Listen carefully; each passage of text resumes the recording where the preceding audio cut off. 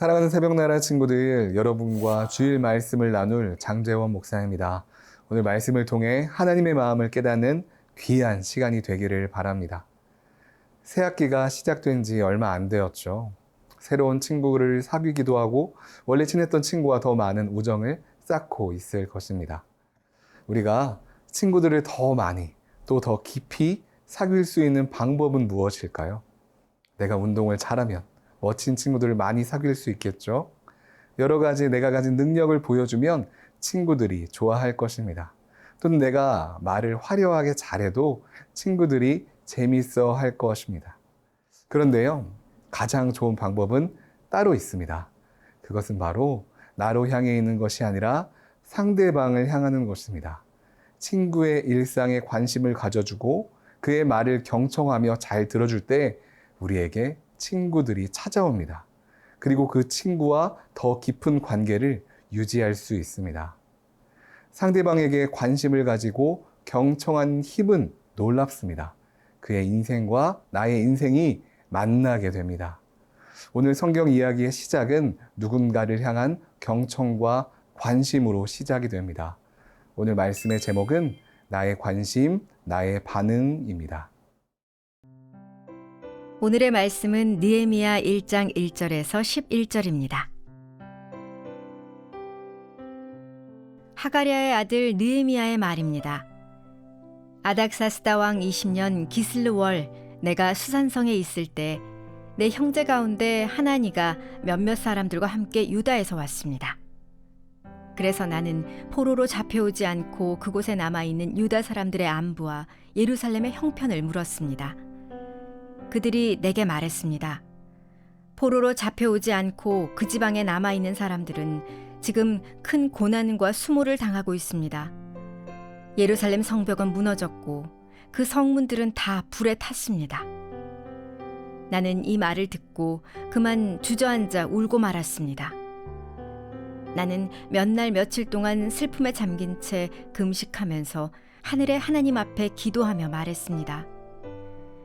하늘의 하나님 여호와, 크고 두려운 하나님이여, 하나님을 사랑하고 그 계명을 지키는 사람들과 맺은 사랑의 언약을 지키시는 하나님이여, 주의 종들인 이스라엘 백성들을 위해 주의 종이 밤낮으로 주 앞에 기도하니 주께서는 귀를 기울이시고 눈을 떠서 이 기도를 들으소서.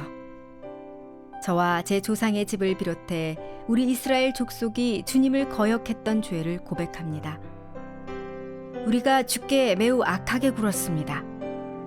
주께서 주의 종 모세에게 주신 계명과 율례와 규례를 우리가 지키지 않았습니다. 주께서 주의 종 모세에게 하신 말씀을 기억하소서. 너희가 만약 죄를 지으면 내가 너희를 여러 민족들 가운데로 흩어버릴 것이고, 만약 너희가 내게 돌아와 내 계명을 지키면 너희 포로된 사람들이 하늘 끝에 있더라도 내가 그들을 거기에서부터 불러 모아 내 이름을 위해 선택해 놓은 곳으로 데려올 것이다 라고 하시지 않았습니까? 그들은 주께서 주의 큰 능력과 주의 강한 손으로 구속하신 주의 종이요 주의 백성들입니다. 주여, 이 종의 기도와 주의 이름을 경외하기를 기뻐하는 주의 종들의 기도에 귀를 기울이소서. 오늘 주의 종이 이 사람 앞에서 은총을 입고 잘 되게 하소서. 그때 나는 왕에게 술을 따라 올리는 사람이었습니다. 오늘부터 우리는 느헤미야서 말씀을 묵상하게 됩니다. 하나님께서 선택하신 민족 이스라엘은 그들의 죄악으로 인해 하나님의 심판이 임했습니다.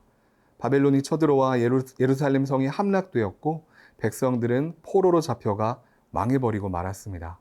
그러나 이 처절한 재앙은 하나님의 본심이 아니었습니다. 하나님은 이 민족을 부르시고 다시 세우실 계획을 가지고 계셨습니다. 하나님께서는 느헤미야에게 그 비전을 심어주셨습니다.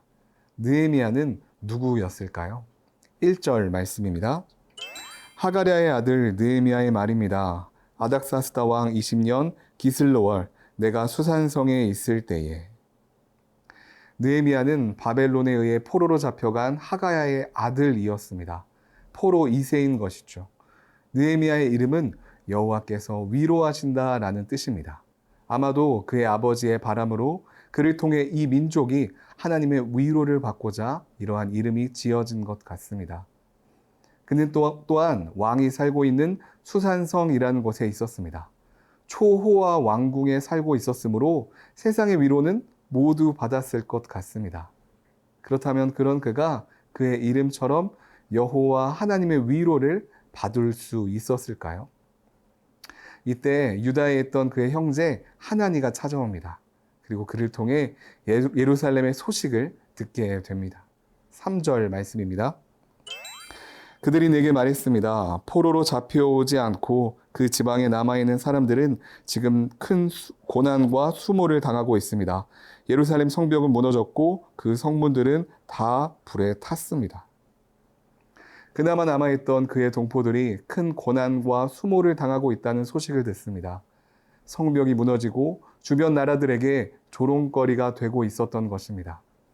느헤미야는 이것을 처음부터 끝까지 새겨들으며 경청했습니다. 이때 그는 수산성에서 아주 잘 지내고 있었지만 그의 마음속 텅 빈 공간을 발견합니다. 이스라엘 백성들의 위로가 되라는 하나님 안에서의 비전을 찾은 것입니다. 때로 우리에게 들려오는 불행한 소식은 곧 하나님 안에서의 밝은 사명과 비전의 시작 소리가 될 수 있습니다. 주님 안에서 우리는 그 어떤 소식도 담대하게 받아들일 수 있습니다. 사랑하는 새벽나라 친구들, 우리의 눈에 보이는 환경으로 살아가는 것이 아니라 하나님께서 주시는 마음과 음성으로 살아갑시다. 그때 인도하여 주실 하나님의 사명과 비전을 따라 살아가는 세나 친구들 되기를 바랍니다.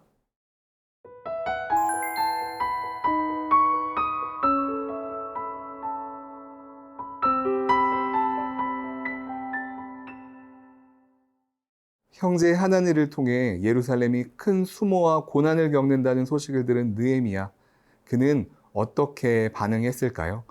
4절 말씀입니다. 나는 이 말을 듣고 그만 주저앉아 울고 말았습니다. 나는 몇 날 며칠 동안 슬픔에 잠긴 채 금식하면서 하늘의 하나님 앞에 기도하며, 그는 이 말을 듣고 펑펑 울었다고 이야기를 합니다. 그는 원래 눈물이 많은 자였을까요? 감정 조절을 못하는 그런 사람이었을까요? 11절 말씀을 보면 그는 왕에게 술을 따라 올리는 사람이었습니다. 왕에게 술을 따르는 자는 왕이 먹는 음식을 최종적으로 검수하는 사람이었습니다. 그야말로 왕의 최고의 신뢰를 받고 있던 신하였습니다. 또한 왕의 말동무가 되어서 왕의 심기를 그 누구보다도 잘 캐치하고 순간의 센스가 넘치는 그런 자였습니다. 그야말로 높은 관직에 있으면서 연륜과 지혜가 넘치는 자였습니다. 그런데 그런 그가 예루살렘의 소식을 듣자 울음을 터뜨리고 만 것입니다. 그 이유는 간단했습니다. 하나님의 말을 경청하고 관심을 가졌기 때문입니다. 그리고 하나님의 뜻이 있는 그곳에 그의 마음을 두었기 때문입니다. 하나님께서 예루살렘을 향해 흘리시는 고통의 눈물을 느꼈던 그는 하나님의 마음으로 금식하며 기도하기 시작합니다. 느헤미야의 기도가 시작됩니다. 5절과 6절 말씀입니다. 말했습니다. 하늘의 하나님 여호와, 크고 두려운 하나님이여, 하나님을 사랑하고 그 계명을 지키는 사람들과 맺은 사랑의 언약을 지키시는 하나님이여, 주의 종들인 이스라엘 백성들을 위해 주의 종이 밤낮으로 주께 기도하니 주께서는 귀를 기울이시고 눈을 떠서 이 기도를 들으소서. 저와 제 조상의 집을 비롯해 우리 이스라엘 족속이 주님을 거역했던 죄를 고백합니다. 그는 마치 자신의 바로 앞에 고난과 수모의 일들이 일어나고 있는 것처럼 간절하게 기도합니다. 하늘의 하나님을 높이며 낮고 낮은 백성들이 무릎 꿇고 기도한다고 주님께 간구하며 나아갑니다. 그렇습니다. 기도는 하나님을 높이고 우리를 낮추는 것입니다. 느헤미야는 저기 저 백성들의 죄를 용서해달라고 하는 것이 아니라 나와 우리 백성들의 죄를 용서해달라고 말합니다. 자기 자신이 직접적으로 잘못한 것은 없었지만 그는 하나님 앞에 철저하게 낮은 모습으로 나아갑니다. 그런 기도를 행할 때 하나님은 응답하여 주십니다. 기도는 내가 나를 높이는 것이 아닙니다. 하나님을 높이고 나를 낮출 때에 주님께서 우리를 높여 주십니다. 사랑하는 새벽나라 친구들, 예루살렘 성의 소식을 듣고 자신을 낮추며 기도하며 나아간 느헤미야를 묵상합시다. 하나님께서 주시는 겸손과 온유의 마음으로 주님의 길을 걸어가는 세나 친구들 되기를 바랍니다. 사랑의 주님, 우리가 세상이 주는 관점만 바라보는 것이 아닌 하나님의 눈물과 뜻이 있는 곳에 거하길 원합니다. 우리에게 하나님의 비전과 사명을 허락하시고 주님의 길을 걸어가게 하여 주시옵소서. 살아계신 예수님의 이름으로 기도합니다. 아멘.